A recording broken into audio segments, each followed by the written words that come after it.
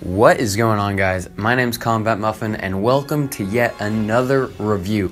This time it's not a star card review, it's not a weapon review, but a review of an entire DLC. Yes, we are reviewing the BESPIN DLC that came out a little while ago. It's a little bit late to do that, but hey, a few of you requested it on my channel and on some of my videos, and I am your faithful servant and I will do what you ask. So here we go.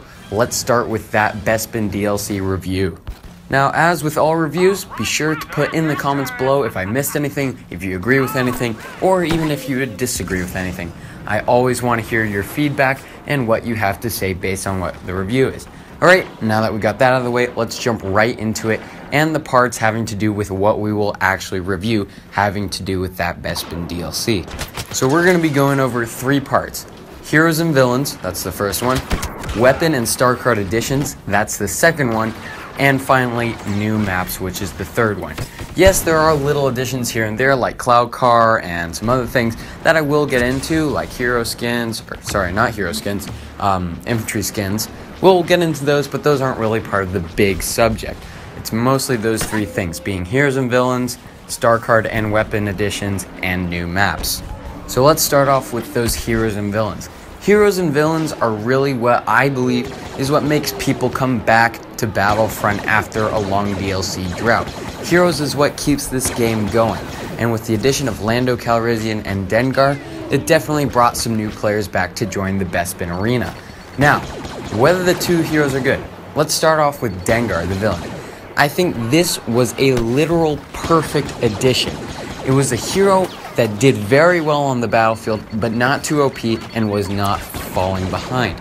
And it demonstrated the perfect balance between someone that needed to get into the fight and couldn't hog it in the back like a Boba Fett or a 9 nub, but it still did very well even in the midst of a fight, and it could still hold its own. Dengar, I believe, is a frame that Battlefront should use for the rest of its current legacy, and that's how they should frame it. Something that needs to get into the fight and needs to take damage and can't be just used at the back of the map like a 9 nub or Boba Fett. Now moving on to Lando, which is very much different story in my opinion. I just feel like they missed the bullseye pretty much 100%. Its X8 Night Sniper was not performing up to par, and his abilities were good in a way, but they didn't really feel unique or capable on the battlefield compared to an average soldier. An average soldier pretty much had the same kill time as if it were fighting Lando or another soldier. It's pretty much the same. Lando did not demonstrate something that could easily take out soldier by soldier by soldier. To be fair, when the July update came around, they did fix this, and I think he's doing far better than he was before. But still, I feel like they missed the bullseye, and the idea where Lando was supposed to demonstrate a hero that deceived the enemies on the battlefield didn't really hit the mark. And I believe something like Dengar did far better off at the beginning and currently than Lando has done. So overall, Heroes and Villains, I give it about a B+. Dengar was there, A+, no doubt. Lando was a little bit falling behind, got fixed up with that July update, brought that grade up to a B+ for the Heroes and Villains.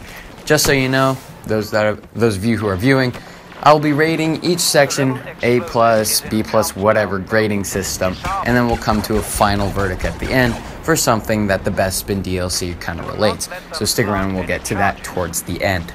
Next up on the list is the Star Card and Weapon Edition review. And this right here, I believe, is the biggest failure of the BESPIN DLC.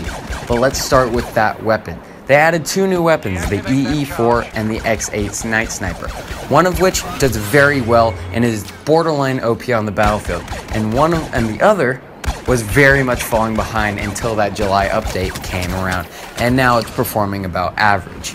And the one that was doing really good, EE4. The one that was falling behind, X8 Night Sniper. When it first came out, I was so amazed how Battlefront EA could mess this up on the very first try.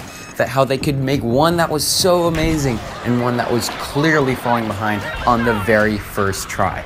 That was a huge failure on Battlefront's part, and luckily they fixed it after a while, but man, that was really rough at the beginning. X8 Night Sniper, one game, people found out that it was total shite, and it was left behind forever until that July update came around. Next up is the star card additions, and here is a slight another failure.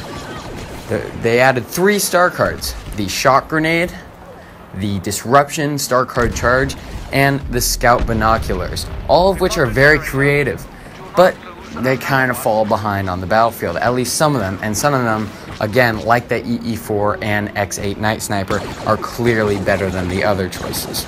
Let's start off with the shock grenade, which was probably the least disappointing of all 3. The shock grenade is an interesting choice and a very creative option. However, its throwing power, how far you can throw it, is severely lower than a thermal detonator, impact grenade, etc. You can't throw it that far, meaning that you could easily entrap yourself as much as you could your opponent. And when you entrap yourself, you are so surprised that it takes you pretty long to get out of that trap, giving your opponent plenty of time to take you out. Next up is disruption, which was clearly OP right off the bat. You could use it in a group of enemies, 1 against 4 even, and you would come out on top. It was incredibly OP, and they did nerf it in the July update, but not enough in my point of view. And it is so clearly easy that you could easily take out people with disruption. It is that OP. And then lastly is scout binoculars, which frankly no one uses because that cooldown time is too big. And the thing is that the scout binoculars is kind of a team player option. But the thing about Battlefront is that very few people are really in it to win it. They're in it to get kills for themselves. They're not really trying to be team players. But can't really blame them. It's a very interesting choice, and it can work very well on the battlefield, but doesn't really seem all that practical for getting you kills. And last of all, as far as content, the Outer Rim DLC delivered twice as many weapons and the same amount of star cards. So it just delivered more content than the BESPIN DLC. So as far as weapon and star card additions, I give the BESPIN DLC a C+ to B-. It really wasn't that good, and it felt like they could have done a lot better.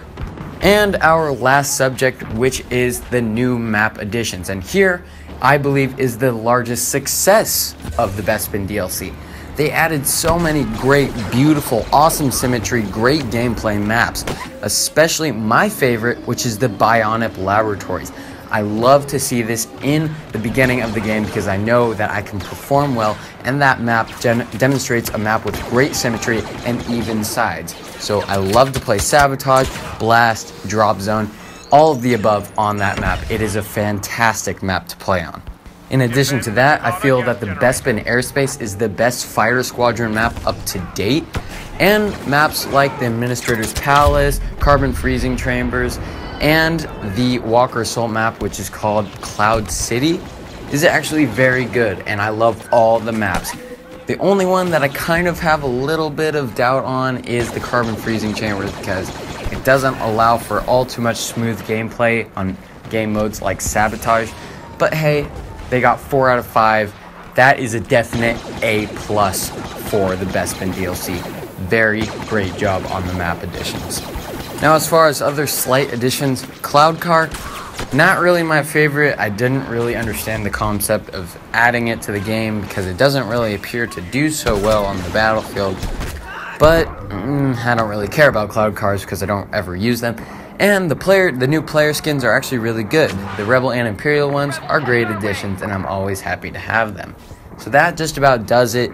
I would give it an average of about a B+. It was a great DLC, and the community is always happy to receive new content, and I was very grateful to get new content to play on. The BESPIN DLC overall was a success, especially after the addition of the July update. They really fixed up and tweaked a few things. It did take them a second try, but at least they fixed it, and now we are at where we are today with a great DLC that represents a lot of content. Something I forgot to go over is the Sabotage game mode that they added in the DLC. I love it. It's fantastic. It gives players great close quarters combat, objective points, and it gives you the opportunity to play with plenty of heroes if you just keep on playing that game mode, which I believe is what players love the most, is to play as heroes against typical infantry. So great success on that new Sabotage gameplay.